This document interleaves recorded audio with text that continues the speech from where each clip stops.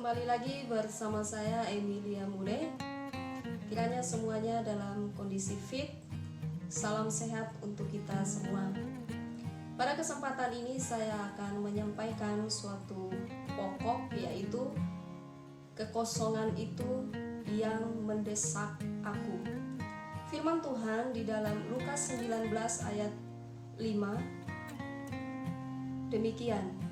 Sakeus, segeralah turun, sebab hari ini aku harus menumpang di rumahmu. Perkataan ini adalah perkataan Tuhan Yesus Kristus kepada Sakeus. Siapa Sakeus? Sakeus adalah seorang kepala pemungut cukai. Dia memiliki kekayaan yang sangat luar biasa. Pemungut cukai adalah pekerjaan yang dibenci oleh sesama orang Yahudi. Tidak jarang mereka memungut pajak atau memungut cukai ini lebih tinggi dibandingkan dengan nilai yang telah ditentukan atau yang sudah ditetapkan sebelumnya.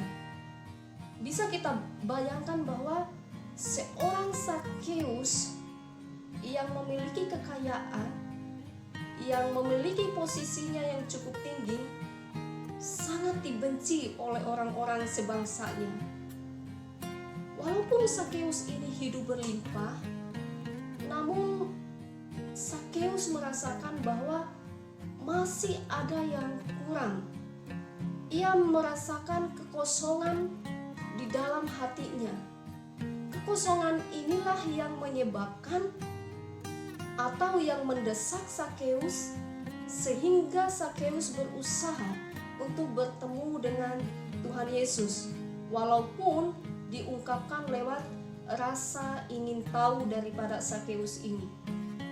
Nah, ada beberapa usaha yang dilakukan oleh Sakeus untuk bertemu dengan Tuhan Yesus. Usaha yang pertama adalah di ayatnya yang ketiga, Lukas 19 ayat 3. Sakeus berusaha untuk melihat orang apakah Yesus ini? Siapakah Yesus Kristus ini? Sakeus berusaha melihat di sini sangat berbeda dengan cara orang yang biasa melihat pada umumnya. Sakeus berusaha untuk melihat Yesus Kristus, namun Sakeus tidak berhasil melihat seperti apakah Yesus Kristus ini, seperti rasa ingin tahu dia sebelumnya. Oh, ternyata ada penghalang, ternyata ada penyebab sehingga Sakeus tidak bisa melihat Yesus Kristus. Penyebabnya adalah yang pertama, orang banyak. Dan yang kedua, penyebabnya adalah bahwa ukuran badan Sakeus ini lebih pendek dari orang-orang yang ada di situ. Nah, inilah yang menyebabkan Sakeus tidak bisa melihat Tuhan Yesus. Dia sudah berusaha di tempat kerumunan orang banyak itu, dia mencari jalan untuk bertemu dengan Tuhan Yesus, tetapi alhasilnya adalah kosong. Dia tidak bisa bertemu atau dia tidak bisa melihat Tuhan Yesus. Namun sekalipun Sakeus tidak bisa melihat Tuhan Yesus, ia tetap berusaha. Sekalipun usahanya yang pertama ini gagal, Sakeus tidak menyerah. Sakeus tetap berusaha dengan cara yang lain. Cara yang kedua ialah Sakeus berlari mendahului orang banyak. Di ayatnya yang keempat bagian A. Di sini bahwa ada usaha yang Sakeus lakukan, yaitu dia berlari mendahului orang banyak dengan suatu tujuan, yaitu dia bisa melihat Yesus. Dia mau tahu seperti apakah Yesus ini. Berlari mendahului orang banyak agar tidak ada lagi yang menghalanginya untuk melihat Yesus Kristus. Sakeus berpikir bahwa tidak cukup dengan hanya berlari mendahului orang banyak. Namun Sakeus juga harus memiliki usaha yang lain lagi yang segera harus dilakukan oleh Sakeus, yaitu usaha Sakeus yang ketiga, yaitu Sakeus harus memanjat pohon ara untuk melihat seperti apakah Yesus Kristus ini. Saudara, saya membayangkan betapa susah payahnya Sakeus ini, di mana ukuran tubuhnya yang begitu pendek dari manusia yang ada di situ.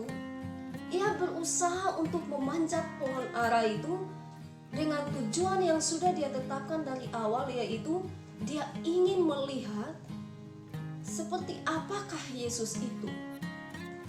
Dan usaha Sakeus kali ini berhasil. Berhasil ketika Tuhan Yesus tiba di situ dan melihat ke atas pohon, serta berkata kepada Sakeus, "Sakeus, segera turun, sebab hari ini aku harus menumpang di rumahmu."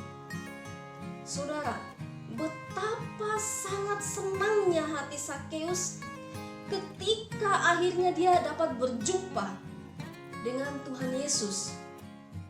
Dan yang lebih mengejutkan lagi adalah ternyata Tuhan Yesus berkenan untuk menumpang di rumah Sakeus. Kapan? Ya hari itu juga. Kesempatan dan anugerah yang sangat luar biasa untuk Sakeus.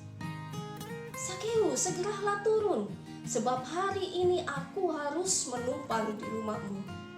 Dan mendengar perintah Tuhan Yesus, dengan sangat senang Sakeus melakukan usaha yang keempat, yaitu Sakeus segera turun dari pohon ara.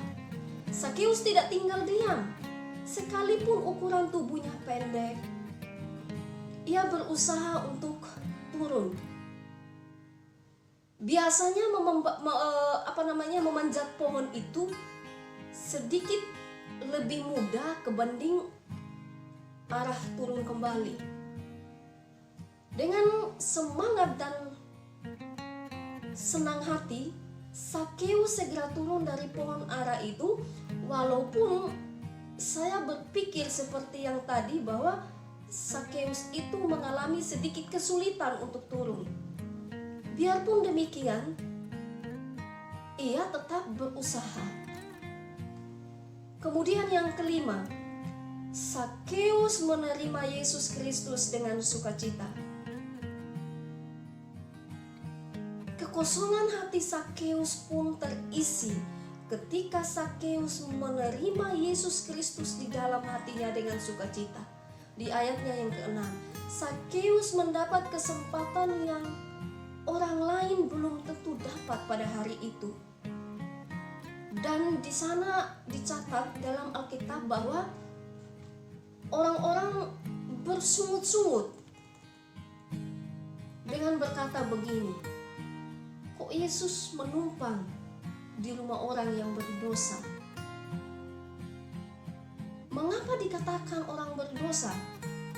Seperti yang saya katakan awal tadi, bahwa Sakeus sebagai kepala pemungut cukai memungut lebih dari nilai yang sudah ditetapkan atau yang sudah ditentukan. Nah, sebagai bukti rasa syukur Sakeus dan merupakan tanda hormatnya, Sakeus berdiri dan berkata kepada Tuhan Yesus, ayatnya yang ke-8. Yang pertama, "Tuhan, setengah dari milikku akan kuberikan kepada orang miskin." Yang kedua, "Sekiranya ada sesuatu yang kuperas dari seseorang, akan kukembalikan 4 kali lipat." Nah, ini menandakan bahwa ada pertobatan pada diri Sakeus. Yang pertama, dari yang menumpuk menjadi pemberi. Dari Sakeus yang merugikan, yang memeras orang lain, menjadi orang yang mau berbagi. Ini merupakan tanda-tanda pertobatan daripada Sakeus. Dan akhirnya Sakeus menemukan bahwa relasi dengan Tuhannya lebih penting dibanding dengan harta kekayaannya. Tuhan Yesus memberikan kata terakhir untuk jati diri Sakeus, yaitu bahwa Sakeus ini adalah anak Abraham. Di mana terjadi keselamatan di dalam rumah Sakeus? Yang hilang ditemukan,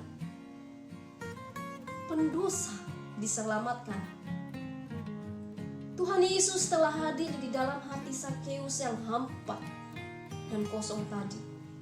Dan Sakeus menjadi orang yang sangat bersukacita, orang yang sangat berbahagia, sebab ia tidak lagi merasakan kekosongan dalam hatinya. Karena Yesus telah hadir di dalam hidupnya.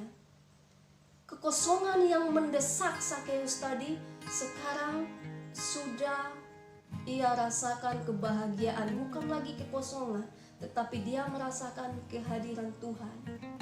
Yesus Kristus hadir dan ada dalam kehidupan Sakeus. Dan Sakeus merupakan orang yang berbahagia yang telah diselamatkan oleh Tuhan. Kiranya